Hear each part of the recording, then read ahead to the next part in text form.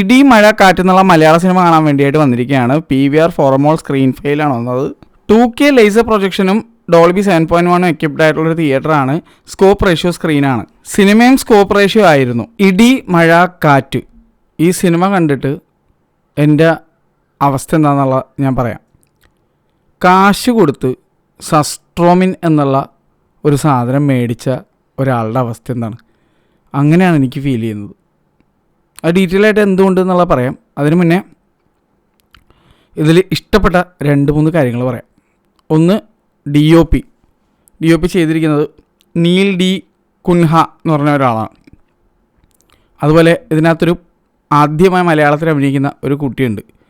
ആ കുട്ടിയുടെ പേര് പൂജ ദേവ് എന്നാണ്. ഈ 2 കാര്യങ്ങൾ മാത്രമേ എനിക്ക് ഈ സിനിമയിൽ ഇച്ചിരിയെങ്കിലും ഇഷ്ടപ്പെട്ടു എന്ന് പറയാൻ ഉള്ളൂ. പിന്നെ പാലക്കാട് സ്ലാങ് ആണ് സിനിമയിൽ കൂടുതലും യൂസ് ചെയ്തിരിക്കുന്നത്. ബാക്കി മൊത്തം എനിക്ക് സസ്ട്രോമിൻ ഓർഡർ ചെയ്ത് കഴിച്ച ഒരു അവസ്ഥയാണ്. അതായത് ഭയങ്കര ഫേമസ് ആയിട്ടുള്ളൊരു ഡിഷാണ് സസ്ട്രോമിൻ, ഭയങ്കര പോപ്പുലാരിറ്റിയാണ്. അപ്പോൾ ഇതിലുള്ള ആക്ടേഴ്സ് എന്ന് പറഞ്ഞാൽ എനിക്ക് വളരെയധികം ഇഷ്ടമുള്ള ശ്രീനാഥ് ബാസി, ചെമ്പൻ വിനോദ്, സുധി കോപ്പ, മിക്ക സിനിമയിലും അത്യാവശ്യം നല്ല രീതിയിൽ അഭിനയിക്കുന്ന സെന്തിൽ കൃഷ്ണ, ഇവരൊക്കെയാണ്. പക്ഷേ സസ്ട്രോമിൻ്റെ അവസ്ഥ എന്താണെന്ന് നിങ്ങൾക്കറിയാമോ? വളരെ പോപ്പുലറായ ഡിഷാണ്. പക്ഷേ ഇത് പൈസ കൊടുത്ത് മേടിച്ച് കഴിഞ്ഞ് ഇത് അതിൻ്റെ മണം സഹിക്കാൻ പറ്റാതെ കഴിക്കാൻ പറ്റില്ല. അങ്ങനത്തെ ഒരു അവസ്ഥയാണ്. ഞാൻ ടിക്കറ്റ് എടുത്ത് സിനിമ കാണാൻ കയറി, പൈസ മുടക്കിക്കൊണ്ട് കണ്ട് തീർത്തേ പറ്റുള്ളൂ. പക്ഷേ പറ്റണില്ല. അങ്ങനത്തെ ഒരു അവസ്ഥയായിരുന്നു ഈ സിനിമയുടെ. ഞാൻ പോയി ഫസ്റ്റ് ഹാഫ് തീർന്നപ്പോഴേക്കും ഒരു പിസ്സ ഓർഡർ ചെയ്ത് എൻ്റെ സ്ട്രെസ്സ് തിന്ന് തീർക്കാമെന്ന് വിചാരിച്ച്. അത്രയും സ്ട്രെസ്ഡ് ഔട്ടായി ഞാൻ ഈ സിനിമ കണ്ടപ്പോഴേക്കും. അത്രയും വെറുപ്പിക്കലിൻ്റെ കൊട്ടുമുട്ടി കയറി ഈ സിനിമ കണ്ടിട്ടെന്ന് പറയേണ്ടി വരും. അത്രയും വെറുപ്പിക്കലായിരുന്നു ഈ സിനിമ. ഇന്നലെ കണ്ട സിനിമയും ഇന്നത്തെ സിനിമയും കണ്ടിരിക്കാൻ തന്നെ ഭയങ്കര ബുദ്ധിമുട്ടായിരുന്നു. എനിക്ക് നേരത്തെ പറഞ്ഞ ആളുകളെ ഭയങ്കര ഇഷ്ടമാണ്. അവരെങ്ങാലും ഈ വീഡിയോ കാണണമെങ്കിൽ നിങ്ങളോട് എനിക്ക് ഒറ്റ കാര്യം പറയാനുള്ളത്. ബാസി ബ്രോ, ചെമ്പൻ വിനോദ് ചേട്ടാ, സുധി കോപ്പ ബ്രോ, എൻ്റെ പൊന്ന് സെന്തിൽ കൃഷ്ണ ചേട്ടാ, നിങ്ങളൊക്കെ ഇതുപോലുള്ള സിനിമകൾ ദയവ് ചെയ്ത് എടുക്കരുത്. നിങ്ങളുടെ പേര് നശിപ്പിക്കുന്ന രീതിയിലുള്ള സിനിമകളാണിത് എന്നാണ് എനിക്ക് പറയാനുള്ളത്. എനിക്ക് അങ്ങനെയാണ് ഫീലായത്. നിങ്ങളോട് ഭയങ്കര ഇഷ്ടമുണ്ട്. നിങ്ങളുടെ മുഖം കണ്ടിട്ടാണ് ഞാൻ ഈ സിനിമ കാണാൻ പോയത്. പക്ഷേ വളരെയധികം പറ്റിക്കപ്പെട്ട രീതിയിലുള്ള ഒരവസ്ഥയിലാണ് ഞാനിപ്പോൾ നിൽക്കുന്നത്. കാരണം നിങ്ങളുടെ മുഖം കണ്ട് ഈ സിനിമ കാണാൻ പോയിട്ട് എക്സ്ട്രീം തലവേദനയോടുകൂടിയാണ് ഈ സിനിമയിൽ നിന്ന് ഇറങ്ങി വന്നത്. കാരണം ഈ സിനിമ കണ്ടിട്ട് വെറുത്തുപോയി. എനിക്ക് ആരോടെങ്കിലും ഒരു വിരോധം ഉണ്ടെങ്കിലുണ്ടല്ലോ, ഇന്നലെ കണ്ട സിനിമയും ഈ കണ്ട സിനിമയും ഞാൻ അയാളെ ഒരു കസേരയിൽ കെട്ടിയിട്ടിട്ട് ഇരുത്തി അങ്ങോട്ട് കാണിക്കും. ആൾക്ക് ജീവിതം ചിലപ്പോൾ വെറുത്തു പോകും. പിന്നെ മേലെ എന്നെ ബുദ്ധിമുട്ടിക്കാൻ ആ വ്യക്തി വരില്ല. അതൊരു ലെവൽ വെറുപ്പിക്കലായിരുന്നു ഇന്നലെ കണ്ട പടവും ഈ സിനിമയും. എൻ്റെ അഭിപ്രായത്തിൽ അൺസഹിക്കബിൾ. ഒരു രീതിയിലും ഈ സിനിമ കണ്ടിരിക്കാൻ തന്നെ പറ്റില്ല എന്നുള്ള ഒരവസ്ഥയായിരുന്നു.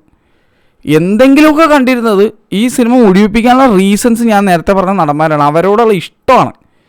പിന്നെ ആ പെങ്കൊച്ചിൻ്റെയൊക്കെ ഒരു അവസ്ഥ ഞാൻ ആ പെങ്കൊച്ചി കഷ്ടപ്പെട്ട് അഭിനയിച്ചിട്ടുണ്ട്. പക്ഷേ നിങ്ങൾ ആരെങ്കിലും ഈ സിനിമയിൽ അഭിനയിച്ച ആരെങ്കിലും ഈ സിനിമ ഒന്ന് കണ്ടിട്ടുണ്ടോയെന്നാണ് എനിക്കറിയാം. എനിക്കതാണ് ഡൗട്ടായി പോയത്. നിങ്ങൾ ആരെങ്കിലും ഈ സിനിമയുടെ ഔട്ട് നിങ്ങളൊന്ന് കണ്ടിട്ടുണ്ടോ? എന്ത് അപരാധമാണ് എടുത്തു വെച്ചിരിക്കുന്നത് എന്നുള്ളത്.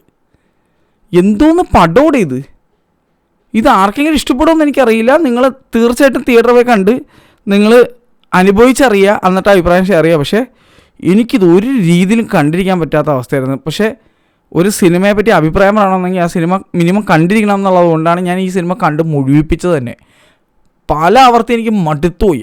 അമ്മാതിരി മടുപ്പിക്കലായിരുന്നു ഈ സിനിമ. ഇന്നലെ കണ്ട സിനിമ ഇതേ അവസ്ഥയായിരുന്നു. അത്ര ബാക്ക് ടു ബാക്ക് ഇന്നലെ ആ സിനിമ ഇന്ന് ഈ സിനിമയോട് കണ്ടിട്ടുണ്ടല്ല, ജീവിതം വെറുത്തുപോയ അവസ്ഥയായിരുന്നു എനിക്ക്. അമ്മാതിരി എനിക്ക് അത്രയും വെറുത്ത് ഒരു രക്ഷ ഉണ്ടായിരുന്നില്ല. വെറുത്തിട്ടുണ്ടല്ല, മടുത്ത് ഒരു വിധമായി എന്ന് പറഞ്ഞാൽ മതി. എൻ്റെ മുഖത്ത് നിങ്ങൾക്ക് അറിയാൻ അതിൻ്റെ ഡിസപ്പോയിൻമെൻറ്റ് എന്താണെന്നുള്ളത്.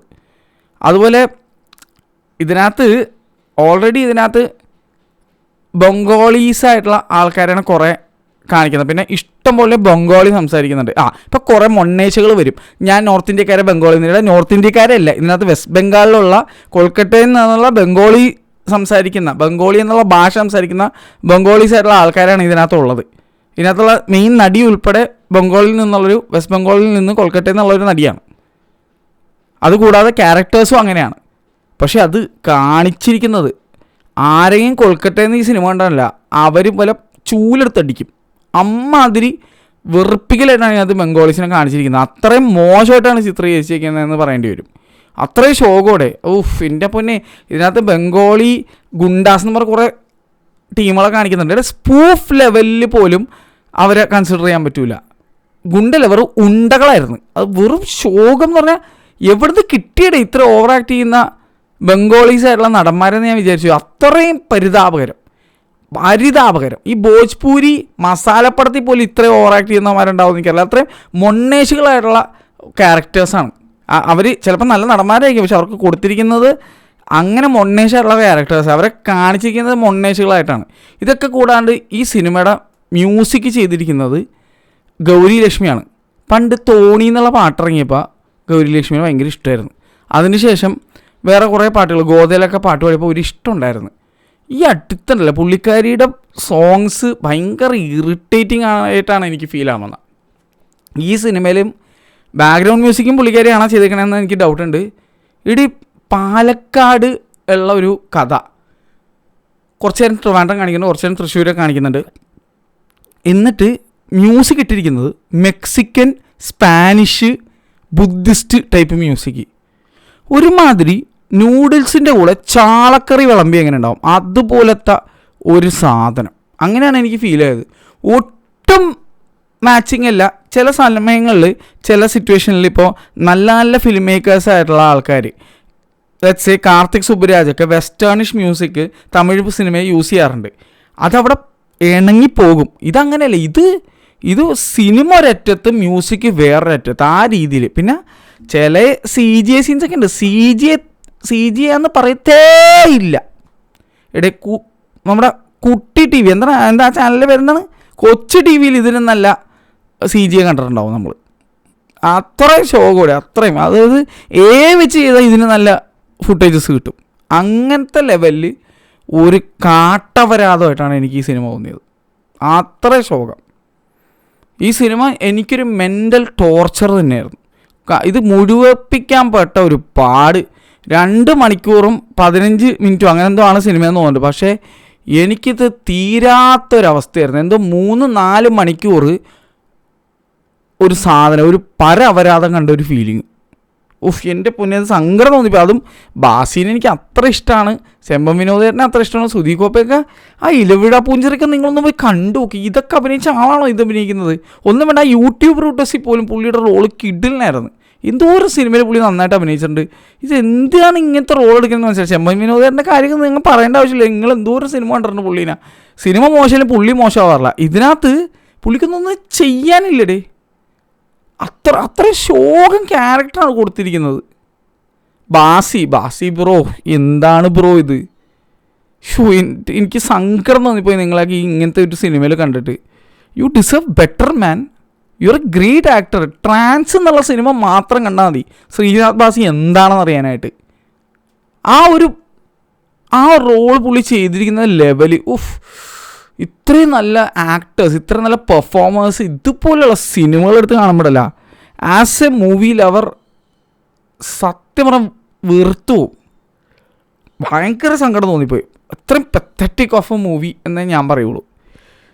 എനിക്ക് ഒട്ടും ഇഷ്ടപ്പെട്ടില്ല. എനിക്ക് ഇറിറ്റേഷൻ ഫീൽ ചെയ്തു. ഞാൻ പറഞ്ഞില്ല, ഇന്നലെയും ഇന്നുമായിട്ട് ബാക്ക് ടു ബാക്ക് ഇതുപോലുള്ള അപരാധങ്ങൾ കണ്ടിട്ട് സൈക്കിളിടെ മലയാള സിനിമയുടെ ഒരു അവസ്ഥയാണ് ഞാൻ ആലോചിച്ചത്. ഇതൊക്കെ കൂടാണ്ട് ഈ സിനിമയ്ക്ക് ഒരു വിന്യറ്റിങ്, ഒരു കളർ ടോൺ ഉണ്ട്. ഒരുമാതിരി ബ്രേക്കിംഗ് ബാഡ് ലെവലൊരു സാധനം. പക്ഷേ അത് ഈ സിനിമയ്ക്ക് എന്തിനാണ്, ഓരോ ഫിലിം മേക്കേഴ്സിൻ്റെ ചോയ്സാണ്. ഓൾറെഡി വെറുപ്പിക്കലും ആ ഒരു കളർ ടോണും എല്ലാം കൂടി നമ്മളെ തലക്ക് പെരുപ്പിക്കുമെന്ന് പറയില്ല, അങ്ങനത്തെ ഒരു അവസ്ഥയായിരുന്നു. പിന്നെ ഒരു ലേഡി കോൺസ്റ്റബിളുടെ റോളുണ്ട്. 2 പേര് ലേഡി കോൺസ്റ്റബിളായിട്ട് അഭിനയിച്ചിട്ടുണ്ട് മെയിനായിട്ട്. ഒന്ന് നമ്മുടെ പ്രിയംവദ നീറ്റായിട്ട് അഭിനയിച്ചിട്ടുണ്ട്. വളരെ നീറ്റ് ആൻഡ് ക്ലീൻ പെർഫോമൻസ്. വേറൊരു പുള്ളിക്കാരുണ്ട്. ആ പുള്ളിക്കാരി സിനിമയിൽ എന്താ റോള്, എപ്പോൾ കാണിക്കലും ഇങ്ങനെ ഇളിച്ചുകൊണ്ടിരിക്കും എന്ന് പറഞ്ഞിട്ടുണ്ട്. ഒരു ഊത്ത ക്യാരക്ടർ. ഏത് പോലീസ് സ്റ്റേഷനിലാടെ സീനിയർ ആയിട്ടുള്ള ഓഫീസേഴ്സ് നിൽക്കുമ്പോൾ പോലും ഇതുപോലെ ഈ കിടന്ന് ഇളിക്കുന്നത് ആർക്കാലും പൊളിഞ്ഞില്ല. കണ്ടു നിന്നാൽ എനിക്ക് പൊളിഞ്ഞ്. അപ്പോൾ അവിടുത്തെ ഓഫീസേഴ്സിൻ്റെ അവസ്ഥ ഒന്ന് ആലോചിച്ച്, ഇത്രയും കൃത്രിമത്വമായിട്ടുള്ള ഒരു ക്യാരക്ടറൊക്കെ ആരാണ്ട് ഇത് എഴുതി വെച്ചത്. ആ റോള് പുള്ളിക്കാരിയാണെങ്കിൽ സീരിയൽ ലെവലൊന്നുമില്ല, അതിൻ്റെ അപ്പുറം. അതായത് സീരിയൽ എന്ന് പറഞ്ഞാൽ, നാടകം എന്ന് പറഞ്ഞാൽ പോലും അവർക്ക് ഒരു അപമാനമായിരിക്കും. അമ്മാരി കൂതറ ഒരു ക്യാരക്ടർ. എൻ്റെ പൊന്നെ, ഇത് പറയുമ്പോൾ കുറേ ഞാൻ എഴുതി വെച്ചിട്ടുണ്ട്. അത്ര സമയം ഉണ്ടായിരുന്നു എനിക്ക് എഴുതാൻ. അങ്ങനത്തെ അവസ്ഥയായിരുന്നു. കാരണം സ്ക്രീനിൽ പ്രത്യേകിച്ചൊന്നും സംഭവിക്കണില്ല. അപ്പോൾ ഈ കാണുന്ന അപരാധമൊക്കെ എനിക്ക് ഓർത്ത് മറന്നു പോയാലെന്ന് വെച്ചിട്ട് എഴുതി വെക്കാനുള്ള സമയം എനിക്ക് കിട്ടി. അങ്ങനത്തെ അവസ്ഥയായിരുന്നു. പിന്നെ ഇതിനകത്തൊരു ക്യാരക്ടർ ഉണ്ട്. ഇവർ കുറച്ച് ആണുങ്ങളുടെ ക്യാരക്ടേഴ്സിൽ ഒരാൾ, ആളുടെ ക്യാരക്ടറുടെ പേരെന്താ ഞാൻ മറന്നുപോയി. ആൾ ചെയ്തിരിക്കുന്നതേ ഒരു ചാർലിയുടെ ഒരു വർഷം പോലൊരു സാധനം. എന്തോന്നടേ, എന്ത് ക്യാരക്ടർ ഇതൊക്കെ ആരും എഴുതി കൂട്ടിയത്, എഴുതിയവൻ എന്തെന്നാ എഴുതി വെച്ചിരിക്കുന്നത്. എനിക്ക് വൻ ഷോക്ക്. ഇവരൊക്കെ മോശം പെർഫോമൻസാണെന്ന് ഞാൻ ഒരിക്കലും വിശ്വസിക്കുന്നില്ല. പക്ഷേ ഇവർക്ക് കൊടുത്തിരിക്കുന്ന ക്യാരക്ടേഴ്സ് അമ്മാതിരി വെറുപ്പിക്കലായിപ്പോയി. പിന്നെ ബംഗാളി ഫൈറ്റ് 2 ഉണ്ട്. ഒന്ന് ഒരു പാർക്കർ ലെവൽസാണ്. ഇവരുടെ വിചാരം കുറേ തലകുത്തി മറിയണം കാണിച്ചു കഴിഞ്ഞാൽ ആൾക്കാർക്ക് ഇഷ്ടപ്പെടും എന്നുള്ളതാണ്. കുറേ ഏതോമാരെ കൊണ്ടുവന്നിട്ട് പാർക്കർ ഫൈറ്റ് സീൻസ് കാണിക്കുന്നുണ്ട്. എൻ്റെ പൊന്നോ, അതിനകത്താണെങ്കിൽ ഒരു മെഗാ ട്വിസ്റ്റ് എന്ന് പറയുന്ന പോലെ ഒരുത്തൻ്റെ ഒരു ട്വിസ്റ്റ് ഉണ്ട്. എന്താണ് ഊത്ത ട്വിസ്റ്റ് എന്നൊക്കെ പറഞ്ഞാണ്ടല്ലോ. അതായത് ട്വിസ്റ്റ് ഇത് കഴുത്ത് ഒടിഞ്ഞു പോയി എന്ന് പറഞ്ഞ പോലത്തെ അവസ്ഥയിൽ പോയി. അത് അമ്മാതിരി ഊത്ത ട്വിസ്റ്റായിരുന്നു. അവൻ്റെ വെറുപ്പീര അഭിനയമാണെങ്കിൽ അതിൻ്റെ അപ്പുറം. ഇവിടുന്ന് തേടി കണ്ടുപിടിച്ചത് ഇതുപോലുള്ളവന്മാരൊക്കെ. എനിക്ക് അങ്ങനെയാണ് തോന്നിയത്. പിന്നെ ഞാൻ പറഞ്ഞു, ഇത് മൊത്തത്തിൽ പിന്നെ ഒരു ഫൈറ്റ് സീനുള്ളത് സെന്തിൽ കൃഷ്ണയുടെയാണ്. ഇതിൻ്റെ ഒരു എക്സ്റ്റൻഷനാണ് ഞാൻ പറഞ്ഞ പാർക്കർ ഫൈറ്റ്. പക്ഷേ ഇവിടെ എന്ത് കാര്യം ഇരിക്കണ് വൈ ഇനി പറഞ്ഞാൽ കൂടിപ്പോകും. പക്ഷേ ഞാൻ പറഞ്ഞല്ലേ, അസഹനീയം വരുന്നറിയാം, അസഹനീയ പടം. നിങ്ങളെന്തായാലും പോയി തിയേറ്ററിൽ പോയി കണ്ടിട്ട് നിങ്ങളുടെ അഭിപ്രായം എടുത്താൽ മതി. എൻ്റെ അഭിപ്രായം എടുക്കണ്ട. പക്ഷേ സത്യം പറയാല്ല, എനിക്ക് പറയാൻ തോന്നണേ, തലവേന എടുക്കുന്നത് ഞാൻ പോയി കിടക്കട്ടെ, അതാണ് എനിക്ക് പറയാനുള്ളത്. അമ്മാതിരി കാച്ചറ എക്സ്പീരിയൻസ് എനിക്ക് തീരെ ഇഷ്ടമായില്ല.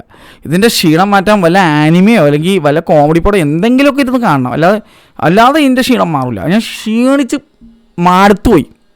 മടുത്ത് അത്രയും പത്തറ്റിക് ആയിട്ടുള്ള ഒരു എക്സ്പീരിയൻസ് ഫോർ മീ എൻ്റെ പേഴ്സണൽ അഭിപ്രായമാണ്. എനിക്ക് തീരെ പറ്റിയില്ല ഈ സിനിമ. ബാസി ബ്രോ പ്ലീസ് കുറച്ചുകൂടി ഒന്ന് ശ്രദ്ധിക്കുക സ്ക്രിപ്റ്റ്. യു ഡിസേർവ് ബെറ്റർ മാൻ. അത്ര എനിക്ക് പറയാനുള്ളൂ. പോട്ടെ, മതിയായി.